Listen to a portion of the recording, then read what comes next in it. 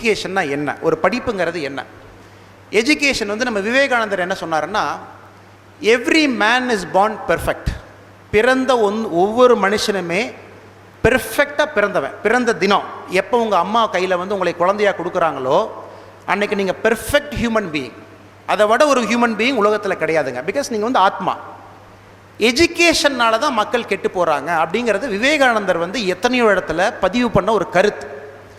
Education makes a person imperfect. பெர்ஃபெக்டாக பிறந்த ஒரு குழந்தைய வந்து நாம் இம்பெர்ஃபெக்டாக இருக்கிற ஒரு எஜுகேஷன் சிஸ்டமில் அவனை விட்டு அந்த குழந்தை வெளியே வந்து ஒரு மனுஷனாக வெளியே வரும்போது அவன் வந்து இம்பெர்ஃபெக்ட் ஹியூமன் பீயிங் ஆயிடுறான் அப்படின்னு. நான் உங்களுக்கு சொல்லும் போது கூட சொன்னேன், நான் அதிகமாக கற்றுக்கிட்டது பார்த்தீங்கன்னா ரொம்ப ஹியூமிலிட்டியில் ரொம்ப ஒரு தாழ்மையாக நான் சொல்லணும் அப்படின்னா அங்காரத்துலையோ பெருமையிலையோ சொல்லிங்க. நான் அதிகமாக கற்றுக்கிட்டது வந்து என் தோட்டத்தில் விவசாயத்தில் எங்கள் அப்பா அம்மாக்கிட்டேருந்து கற்றுக்கிட்டது சின்ன சின்ன விஷயங்கள். ஒரு ஆடு மேய்க்கிறதுலேருந்து நிறையா விஷயங்கள் கற்றுக்கிட்டேங்க. கிராமத்தில் பெரியவங்ககிட்ட பேசும்போது நிறையா விஷயங்கள் கற்றுக்கிட்டேன். அதுக்கப்புறம் பார்த்தீங்கன்னா ஒரு இன்ஜினியரிங்கோ மேனேஜ்மெண்ட்டோ நீங்கள் படிக்கிறீங்க.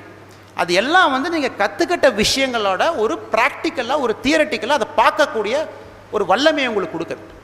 ஸோ நம்ம எல்லாருமே என்ன நினைக்கிறோம், ஸ்கூலுக்கு போகிறோம், ஸ்கூலில் எல்லாம் கற்றுக் கொடுக்குறாங்க. நோ, எல்லாமே உங்கள் ஸ்கூலில் தயார் பண்ணுறது நீட் எக்ஸாமுக்கு தயார் பண்ணுறோம், இன்னொரு எக்ஸாமுக்கு தயார் பண்ணுறோம், அவ்வளோதான். ஸ்கூல்லேருந்து நான்லாம் பார்த்தீங்கன்னா ஃபஸ்ட் ஸ்டாண்டர்டில் ஸ்கூல்லேருந்து ஓடி போயிட்டேங்க. நான் இங்கே வந்து உங்களுக்கு இவ்வளோ பெருமையாக பேசிகிட்டு இருக்கேன். மாமா வீட்டுக்கு தான் ஓடி போனேன். இங்கே நான் செயின்ட் ஆண்டனிஸில் படிக்கும்போது ஃபஸ்ட் ஸ்டாண்டர்டில் படித்தேன். எனக்கு ஸ்கூலில் பெருசாக ஒன்றும் பிடிக்கலிங்க. என்னடா சொல்லிக் கொடுக்குறீங்க, புதுசாக எதுவுமே எனக்கு தெரிய மாட்டேது, தெரிஞ்ச விஷயத்துலேயே அரைச்சம்மா வரைக்கிறீங்கன்னு சொல்லிட்டு எஸ்கேப் ஆகிட்டேங்க. 3-4 மாதம் ஃபஸ்ட் ஸ்டாண்டர்ட் படிச்சுட்டு அங்கேருந்து எஸ்கேப் ஆகி நம்ம மாமா ரிவர் டெக்ஸ் மாமா ஃப்ரண்ட் ரோவில் இருக்கார். நேராக ஒரு வீட்டில் போய் தஞ்சம் அடைஞ்சிட்டேன். ஏன்னா இந்த அவையில் சில கருத்துக்களை சொல்லணும் உங்களுக்கு. அங்கே போய் தஞ்சம் அடைஞ்சு அவர் ரொம்ப பாசமாக என்னை அரவணைப்பாக என்னை வந்து எஸ்கேப் பண்ணாமல் உட்கார வைக்கிறார். அவர் உட்கார வச்சுட்டு எங்கள் அப்பாவுக்கு ஃபோன் பண்ணுறாரு ஊருக்கு, நீங்கள் அங்கேருந்து கிளம்பி வா அப்படின்னு சொல்லிட்டு. எங்கள் அப்பா அங்கேருந்து கிளம்பி வர்றாரு. நான் எங்கள் அப்பாட்ட சொல்கிறேன், நான் ஸ்கூலுக்கு போக மாட்டேன் அப்படின்னு. எனக்கு ஸ்கூலில் வந்து எதுவுமே பிடிக்கல, ஸ்கூலில் கற்றுக்கிற மாதிரி எனக்கு ஒரு ஃபீலிங் இல்லை. நான் ஃபஸ்ட் ஸ்டாண்டர்ட் படிக்கும்போதுங்க இதே ஊரில் ஸ்கூல் இங்கேருந்து ஒரு 6 கிலோமீட்டர் தள்ளி இருக்குது. உடனே அப்பா கூட சொல்கிறார், ரொம்ப ட்ரை பண்ணுறாரு, ஏதாச்சும் பண்ணி நம்ம பையனை படிக்க வைக்கணுமே. ஆனால் அவங்களாம் ரொம்ப கஷ்டப்பட்டு விவசாயம் பண்ணி எனக்கு ஒரு எக்ஸ்ட்ரா சட்டை வேணும் அப்படிங்கிறக்காக அவங்க சட்டை வாங்காமல் எனக்கு படிக்க வச்சவங்க.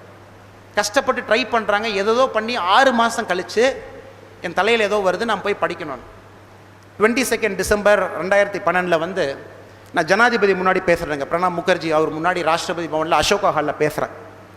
அது வந்து நம்ம ஐபிஎஸ் பேட்சில் வந்து டாப்பர் கொடுக்குற மரியாதை. அது எல்லா ஐபிஎஸ் ஐஏஎஸ் பேட்சில் வந்து யார் பேட்சை டாப் பண்ணுறாங்களோ அவங்க வந்து ஜனாதிபதி முன்னாடி பேசணுங்க. ஸோ என்னோடய பேட்ச் டாப்பர் நான்.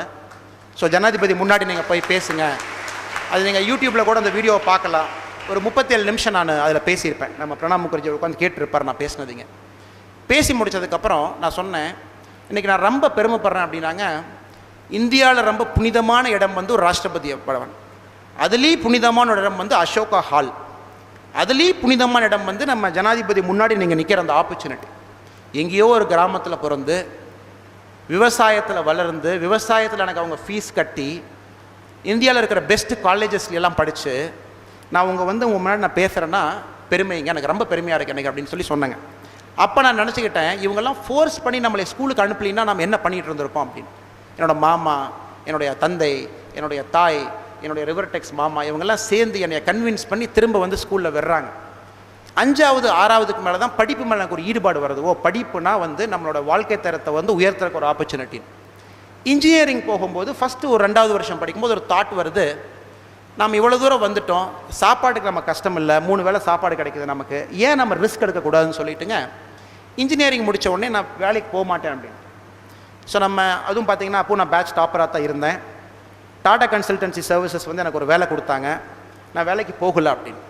அப்பா கூட என் மேலே ஒரு கோவம், ஏன் வேலைக்கு போகலை அப்படின்னு. நான் சொன்னேன், எனக்கு ஒரு குழப்பமாக இருக்கேன், நானும் வேலைக்கு போய் நானும் இன்ஜினியராக சேர்ந்து நானும் பெங்களூருக்கு போய் ஃப்ளாட் வாங்கி கார் வாங்கி கல்யாணம் பண்ணிக்கிட்டு இப்படி இருக்கிற வாழ்க்கை எனக்கு பிடிக்கல, எனக்கு ஒரு வருஷம் டைம் கொடுங்க, நான் கொஞ்சம் சிந்திச்சு பார்க்கணும், லைஃப்பில் எனக்கு என்ன வேணும்னு சிந்திக்கிறதுக்கு எனக்கு 1 வருஷம் டைம் கொடுங்க. ஏன்னா நம்மள கிராமத்தில் பிறந்தவங்க, 15 வயசில் 16 வயசில் நமக்குலாம் மெச்சூரிட்டி இருக்காது நம்ம எல்லாத்துக்கும் கூட.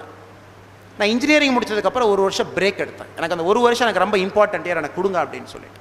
அது முடிச்சதுக்கப்புறம் அப்போ நினச்சேன், நம்ம கல்வி இன்னும் வந்து நிறைவு அடையலை, நம்ம எஜுகேஷன் இஸ் நாட் கம்ப்ளீட்டட், நம்ம என்ன கல்வின்னு சொல்கிறோமோ கொஞ்சம் தான் படிச்சிருக்கேன்னு சொல்லிட்டு கேட் எழுதி நம்ம இந்தியன் இன்ஸ்டியூட் ஆஃப் மேனேஜ்மெண்ட் லக்னோவுக்கு போனாங்க. லக்னோவில் பார்த்தீங்கன்னா நாங்கள் படிக்க போன இடத்துல ரொம்ப வறுமை, 5 ரூபாய் கொலை பண்ணுவானுங்க, 5 rupees மர்டர் பண்ணுவான். நம்ம ஐஏஎம் பார்த்தீங்கன்னா இன்டர்நேஷ்னல் யூனிவர்சிட்டி, அது நீங்கள் வெளியே டைரக்டர் சொல்லுவாங்க, தம்பிகளை 6 மணிக்கு மேலே யாரும் வெளியே போகக்கூடாது அப்படின்னு. ஏங்க 6 மணிக்கு முன்னாடி போகக்கூடாதுன்னா, மர்டர் பண்ணிடுவாங்க, 5 ரூபாய்க்கெலாம் மர்டர் பண்ணுவாங்க, இல்லை கேர்ஃபுல்லாக இருங்க. எனக்கு உத்தரப்பிரதேசில் 2 வருஷம் 2008, 2009, 2010 அங்கே படிக்கும்போதுங்க நிறையா சுற்றியிருக்கேன். Purvanchal side, Bihar side, MP side, Jharkhand சைடெல்லாம் சுற்றி பார்க்கும்போது நாமெல்லாம் பார்த்திங்கன்னா தமிழ்நாட்டில் நம்ம அப்பா அம்மா பண்ண புண்ணியம் நம்ம நல்ல விதத்தில் இருக்கும். ஏபிஜே அப்துல் கலாம் ராமேஸ்வரத்தில் பார்த்திங்கன்னா பலகாலம் வந்து ஒரு நியூஸ் பேப்பர் பாய். ஏன்னா அப்போ 2 ரூபா கொடுப்பாங்க, வாரத்துக்கு வந்து 2 ரூபா. ஏபிஜே அப்துல் கலாம் காலங்காத்தால் போய் நியூஸ் பேப்பர் போடணும். நம்ம 2 ரூபா 7 பேர் அப்துல் கலாமோட பிறந்தவங்க. அபுபக்கர் அவரோட அண்ணன் நம்ம எல்லாத்துக்கும் கூட தெரியும். அதுக்கப்புறம் 6 பேர்.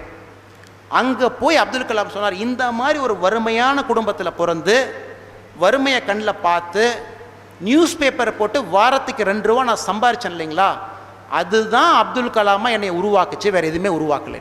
பிரணாப் முகர்ஜி அவர் ஸ்கூல் டீச்சராக ஆரம்பிக்கிறார் வாழ்க்கையங்க. பழைய ஜனாதிபதி 7 கிலோமீட்டர் நடந்து போய் படித்தவர். அவர் 7 கிலோமீட்டர்ஸ் நடந்து போய் ஸ்கூலில் படிச்சுட்டு 7 கிலோமீட்டர் வரணும். வெஸ்ட் பெங்காலில் புருலியா அப்படிங்கிற ஒரு டிஸ்ட்ரிக்டில். அவர் வந்து நம்ம இந்தியாவில் பார்த்தீங்கன்னா ரொம்ப உன்னதமான ஒரு பதவி, ஜனாதிபதி ஆகிட்டார்.